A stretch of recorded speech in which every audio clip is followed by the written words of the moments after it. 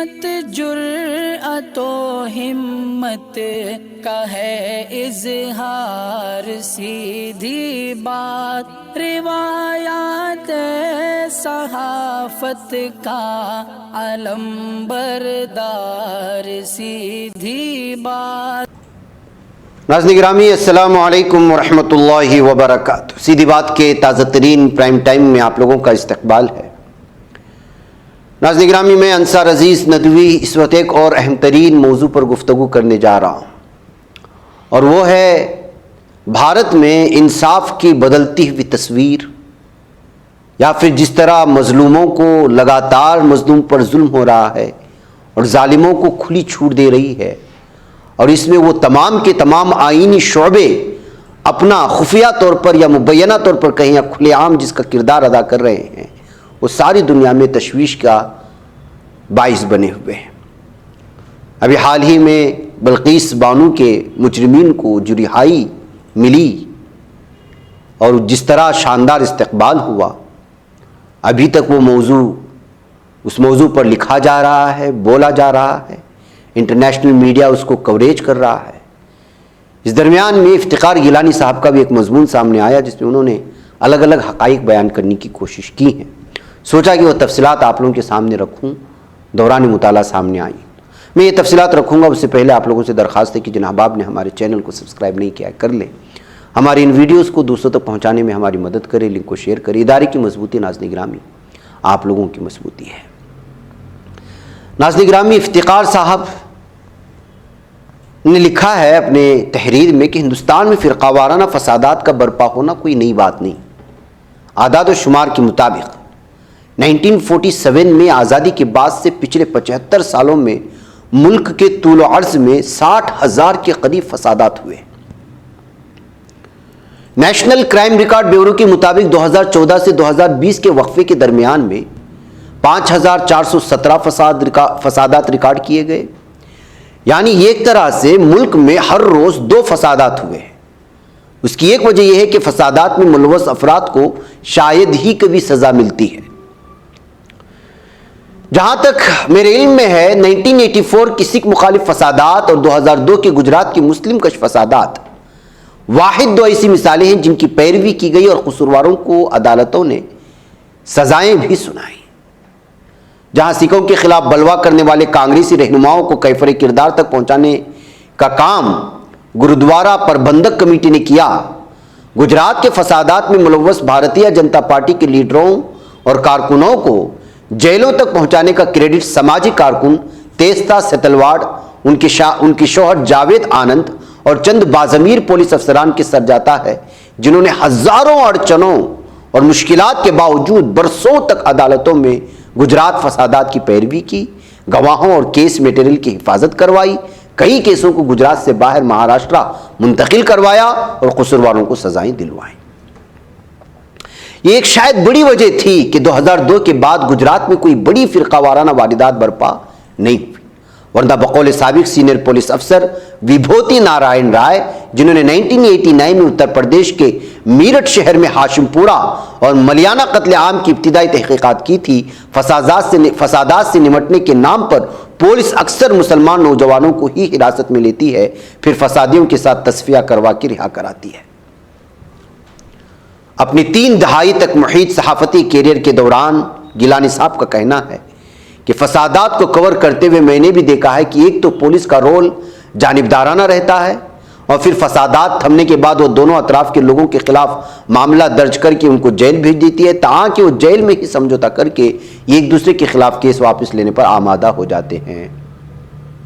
چند سال قبل آسام میں انتخابات کے دوران جب میں نے وہاں چند سیاسی رہنماؤں کو یاد دلایا کہ 1983 میں اس صوبے میں نیلی کے مقام پر 10,000 بنگالی مسلمانوں کو موت کے گھاٹ اتارا گیا تھا، اس کی تفتیش کہاں تک پہنچی ہے، تو وہ میرا منہ تکتے رہے اور کہا کہ وہ اب آگے بڑھ گئے ہیں اور ان فسادات کو انہوں نے یادداشت سے کھرچ دیا ہے۔ کیا ایسا دنیا میں کہیں ممکن ہے؟ گجرات فسادات کیس میں نہ صرف اب تیستا ستلواڑ اور ان کی تنظیم سبرنگ ٹرسٹ کو حکومت اور خاص طور پر وزیر اعظم نریندر مودی سے لوہا لینے کے لیے سزا دی جا رہی ہے، بلکہ جن قصورواروں کو انہوں نے عدالتوں کے ذریعے کیفر کردار تک پہنچایا تھا ان کی اب سزائیں معاف کی جا رہی ہیں یا ان کو ضمانتوں پر رہا کیا جا رہا ہے۔ ستلواڑ کی تنظیم پر پہلے غیر ملکی عطیہ لینے پر پابندی عائد کی گئی اور اس کے بعد اس کے خلاف تفتیش کا ایک ایسا سلسلہ شروع کیا گیا کہ ابھی جون میں ان کی ممبئی میں واقع رہائش گاہ پر گجرات پولیس نے ریڈ کر کے ان کو حراست میں لے لیا۔ ستلواڑ کے علاوہ سابق director general of police R B Sree Kumar اور ایک اور پولیس آفیسر سنجیو بٹ پر بھی مقدمہ دائر کر کے پہلے سے ہی جیل پہنچا دیا گیا ہے۔ گجرات میں ایک کیس بلقیس بانو کا تھا جن کو 3 مارچ 2002 کو فسادات کے دوران اجتماعی زیادتی کا نشانہ بنایا گیا۔ وہ اس وقت 19 سال کی تھیں اور حاملہ تھیں۔ احمد آباد کے قریب فسادیوں نے اس کی 3 سالہ بیٹی سمیت اس کے خاندان کے 7 افراد کو قتل کر دیا۔ ایک آدمی نے بیٹی کو اس کی ماں کے بازو سے چھین کر اس کا سر پتھر پر مار دیا تھا۔ عدالت کے فیصلے کو جس میں واقعات تفصیل سے بیان کیے گئے پڑھ کر کلیجہ منہ کو آتا ہے۔ آخر ایک انسان اس قدر شقی القلب کیسے ہو سکتا ہے؟ یہ سبھی قصوروار بلقیس بانو کے پڑوسی تھے۔ پچھلے ہفتے اس کیس میں عمر کی سزا پانے والے 11 افراد کو گودھرا جیل سے رہا کر دیا گیا کیونکہ گجرات حکومت نے معافی کی پالیسی کے تحت ان کی درخواست منظور کر لی۔ صوبے کے ایڈیشنل چیف سیکریٹری یعنی داخلہ راج کمار نے صحافیوں کو بتایا چونکہ مجرموں نے 14 سال جیل میں گزارے ہیں اور ساتھ ہی دیگر عوامل جیسے عمر، جرم کی نوعیت، جیل میں سلوک کی بنیاد پر درخواست منظور کی گئی، مگر وہ بتانا بھول گئے کہ خواتین کو ہراساں کرنے اور زنا بالجبر جیسے جرائم کو معافی سے بری رکھا گیا ہے۔ مجرموں کی رہائی کے بعد ان کا جس طرح استقبال کیا گیا اس سے ایک پیغام تو واضح ہے کہ مسلمانوں کے خلاف کسی بھی جرم کو برداشت کیا جائے گا اور اس کو انجام دینے والا ہیرو ہے۔ دراصل مجرموں میں سے ایک رادھے شام شاہ نے 14 سال قید کی سزا کاٹنے کے بعد معافی کے لیے سپریم کورٹ سے رجوع کیا تھا، جس نے اس کو قیدیوں سے متعلق صوبے کی کمیٹی سے رجوع کرنے کے لیے کہا تھا۔ اس کمیٹی کے ایک رکن اور گودھرا کے موجودہ بی جے پی ممبر اسمبلی سی کے راول جن کا کہنا ہے کہ مجرمین برہمن ہیں اور اچھے اخلاق کے مالک ہیں۔ ناظرین گرامی، یہ صرف بلقیس بانو کا کیس نہیں ہے۔ 2014 کے بعد سے نئی دہلی میں وزیر اعظم مودی کی حکومت آنے کے بعد سے تو کئی قصورواروں کو رہا کیا گیا۔ آنند ضلع کے ووڑگاؤں کے 40 سالہ ادریس نے حال ہی میں بی بی سی کو بتایا کہ ان کی دادی، ماں اور ایک قریبی دوست کو ان کے سامنے ہجوم نے قتل کر دیا تھا۔ ان کا کہنا ہے کہ قاتلوں کی اس بھیڑ میں ان کے اسکول کے دوست اور پڑوسی بھی شامل تھے۔ ان کے خاندان کے افراد کے قتل کے معاملے میں 80 ملزمان نامزد تھے، لیکن ان میں سے کوئی بھی جیل میں نہیں ہے، سب کو عدالت سے ضمانت مل چکی ہے۔ احمد آباد سے متصل نرودا پاٹیا میں ہوئے قتل عام میں نچلی عدالت نے بی جے پی کے وزیر مایا کوڈنانی کو فسادات کا ماسٹر مائنڈ قرار دیتے ہوئے انہیں 28 سال کی قید کی سزا سنائی تھی۔ اس معاملے میں بجرنگ دل کے بابو بجرنگی کو بھی قصوروار ٹھہرایا گیا تھا۔ جج نے فیصلہ سناتے ہوئے کہا کہ کوڈنانی نے بطور مقام ممبر اسمبلی اپنی ذمہ داری پوری نہیں کی۔ جب انہیں گرفتار کیا گیا تو وہ نریندر مودی کی حکومت میں خواتین اور بچوں کی فلاح و بہبود کی وزیر تھی۔ اس معاملے میں موجودہ مرکزی وزیر داخلہ امت شاہ نے مایا کوڈنانی کے حق میں گواہی دی تھی، جس میں انہوں نے کہا تھا کہ انہوں نے کوڈنانی کو ریاستی اسمبلی میں دیکھا تھا۔ اس کیس کے 32 قصورواروں میں سے 18 کو ہائی کورٹ نے بری کر دیا، جن میں کوڈنانی بھی شامل ہے، جبکہ 13 افراد کو قصوروار پایا گیا۔ سزا پانے والوں میں بابو بجرنگی بھی شامل ہے، تاہم اس کی عمر قید کی سزا کو کم کر کے 21 سال کر دیا گیا ہے۔ شمالی گجرات کے پٹن ضلع کے سردارپورہ گاؤں میں 33 مسلمانوں نے ایک گھر میں پناہ لی تھی۔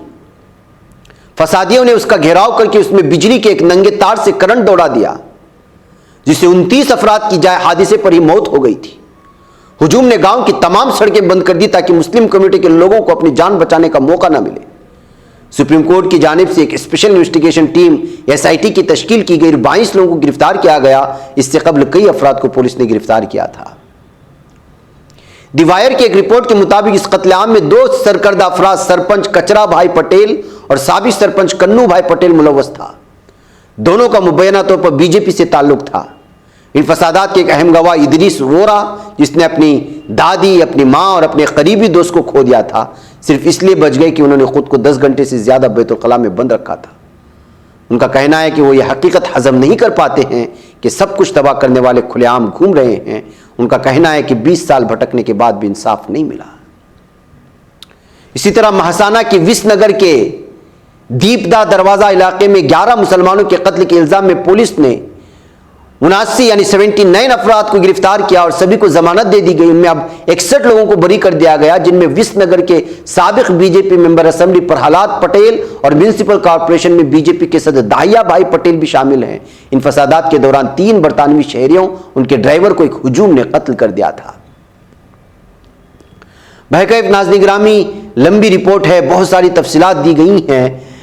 मैं आपको बताता चलूं, चूंकि कांग्रेसी दौर में सेकुलरिज्म का मलमा चढ़ा हुआ था, इसलिए फसादात के बाद कोई मरकजी वजीर हुक्मरान पार्टी का बड़ा लीडर दौरे पर आता था, पहले हिंदू इलाकों में जाकर उनकी पीठ थपथपाता था और फिर मुस्लिम इलाके में आकर अश्क शुई करके रिलीफ बांटकर फिर कवाराना हम आहंगी पर एक लेक्चर देकर चला जाता था, जो हमेशा हो रहा है भारत में। अब नाम के लिए भी कोई लीडर मुस्लिम इलाके का रुख नहीं करता, पहले कम से कम ये तो होता था। मरकजी काबीना में अक़लियती उमूर के वजीर मुख्तार अब्बास नकवी के इस्तीफा देने के बाद अब कोई वजीर भी नहीं है। बीजेपी की हुकूमत वाले 16 सूबों में कोई मुस्लिम वजीर नहीं, सिर्फ उत्तर प्रदेश जहां कुल आबादी 19.26% मुसलमान है, ये एक मुस्लिम वजीर है। नाज़रीन गिरामी, ये तो तय है कि मुसलमानों को इस हद तक किनारे लगाया जा चुका है कि उनकी नुमाइंदगी की कोई ज़रूरत ही महसूस नहीं होती। हिंदुस्तान की सियासत ने एक तवील फासला तय किया है और मुल्क को मुस्तहकम निज़ाम देने में भी कामयाबी हासिल की है, मगर सवाल यह है कि क्या 200 मिलियन अफराद को पसे पुश्त डालकर, उनको हैजान में मुब्तला रखकर और कसम पुरसी का एहसास दिलाकर क्या इस निज़ाम को कायम दायम रखा जा सकता है? हिंदुस्तानी सियासतदानों हुक्मरानों के लिए एक लम्हे फ़िक्रिया है। ये कहते हुए नाज़रीन गिरामी, गिलानी साहब ने अपनी लंबी तहरीर को सिमटने की कोशिश की थी।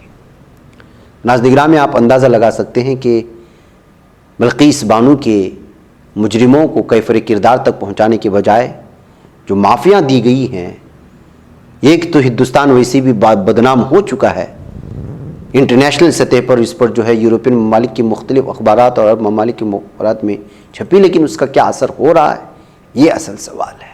बहरकैफ नाज़रीन गिरामी, मुझे यहाँ पर इजाज़त दें। अस्सलामु अलैकुम रहमतुल्लाहि व बरकातुहू। बच पाता है कोई सहाफ़ी की निगाहों से, मिलाता है ये लोगों को मोहब्बत की पनाहों से।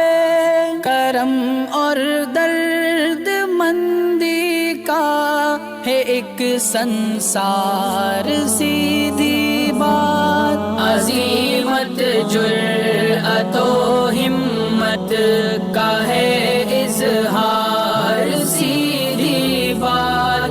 अज़ीमत जुर्अतो हिम्मत का है इज़हार, सीधी बात। ये चैनल हक निगर बनकर कुचल देता है फितनों को।